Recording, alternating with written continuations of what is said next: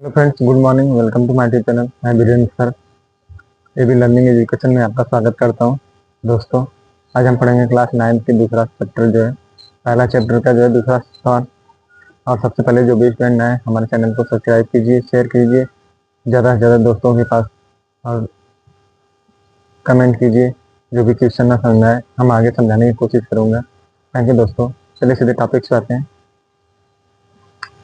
क्या दिया है, दर्शाइए कि कोई भी धनात्मक विषम पूर्णांक 6q+1 या 6q+3 या 6q+5 के रूप का होता है, जहाँ q क्या है, कोई एक पूर्णांक है। मान लेंगे हम माना विषम पूर्णांक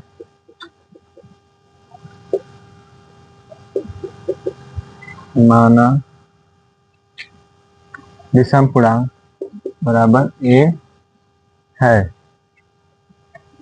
और भाजक बराबर b है। इसलिए यूक्लिड विभाजन प्रमेयिका से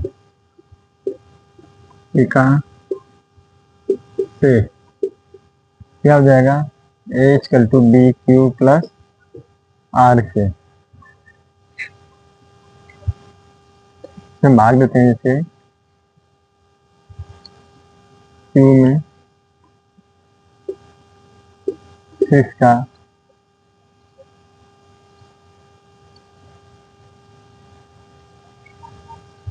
a में हम 6 से भाग देंगे, यहाँ पे q1, शेषफल क्या बचता है, r। ठीक है, जब भी जो है क्या होता है, भाज्य से शेषफल जो है हमेशा छोटा होता है। तो क्या मान लेंगे, अतः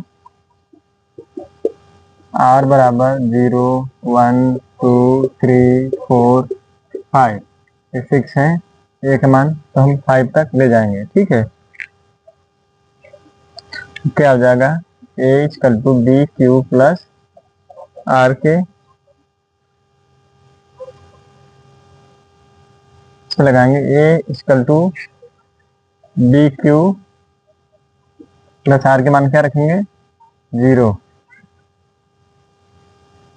बराबर क्या हो जाएगा, 6q। इधर हम देख लेते हैं, 6q इक्वल टू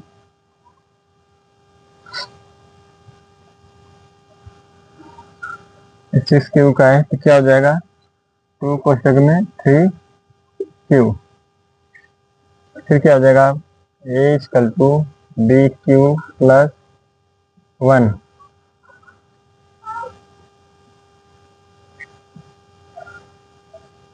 b की जगह हम 6 रख देंगे, यहाँ भी 6 है।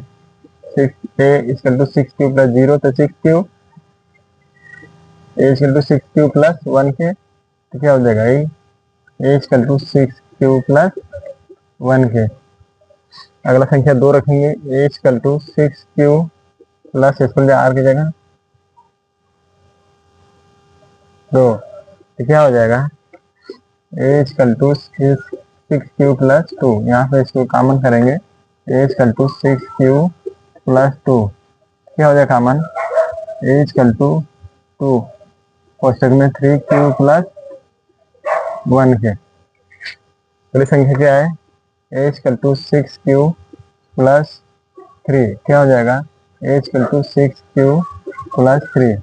अगला 4 है, a=6q+4 इजिकल टू a=6q+4 के। इसका कॉमन होगा तो a=6q+4 क्या कॉमन हो रहा है इसमें, 2 क्वेश्चन में 3q+2।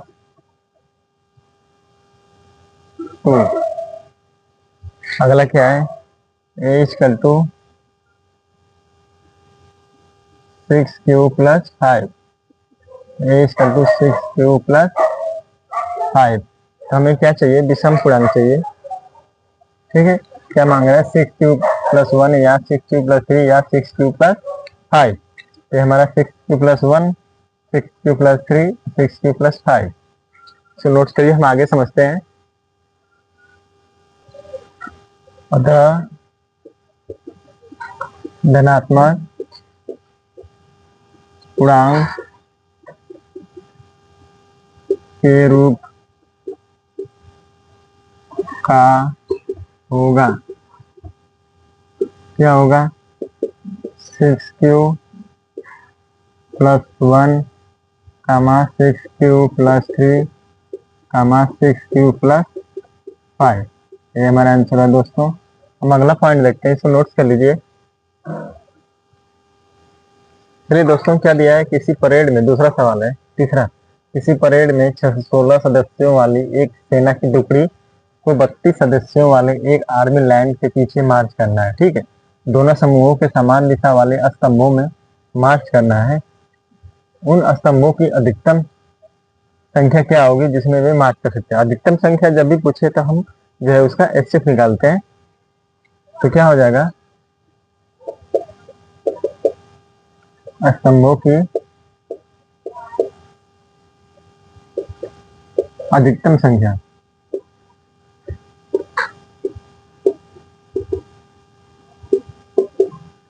क्या हो जाएगी? 616 और 32।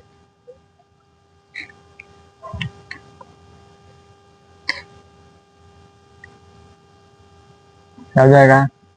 इसका जो है अब यूक्लिड विभाजन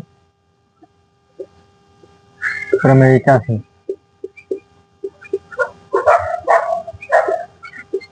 अब इसके अपन HCF निकाल लेंगे हम। 616 में हम 32 का भाग करेंगे, कितने बार आएगा? एक बार। 32, 11 में 2 गया 9, 5 में 3 गया 2, अगली संख्या 6। हम 9 बार भाग ले जाएंगे हम। 9 दूना 18, 9 दूना 18 हो गया, तो 8 हाथी लगा 1, 9 3 27, 1 28, 16 में से 8 गया 8, ये भी कट गया, ये भी कट गया। अब 32 को इधर लाएंगे, 8 चौक को 32 कट गया। अब क्या करेंगे हम? यूक्लिड विभाजन प्रमेयिका से 616 यहाँ लाएंगे बराबर, इसका क्या हो जाएगा? A = BQ + R। ठीक है, 616 बराबर, अब देखिए B का मान क्या है? 32। अब भागफल कितना है? 19, और शेषफल 8 आया। अगली संख्या क्या है? 32 = आज जो है 8 गुणते भागफल 4, और शेषफल मान कितना आ गया? 0। अतः HCF = 8, यानी स्तंभों की संख्या अधिकतम स्तंभों की संख्या 8 होगी। ओके दोस्तों, आज के लिए बस इतना ही। हम अगले दिन जो है हम अगला क्वेश्चन पढ़ेंगे। Thank you.